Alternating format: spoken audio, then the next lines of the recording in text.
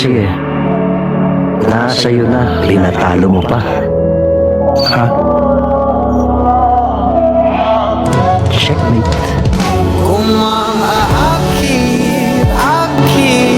ka na naman, pwede bang sa akin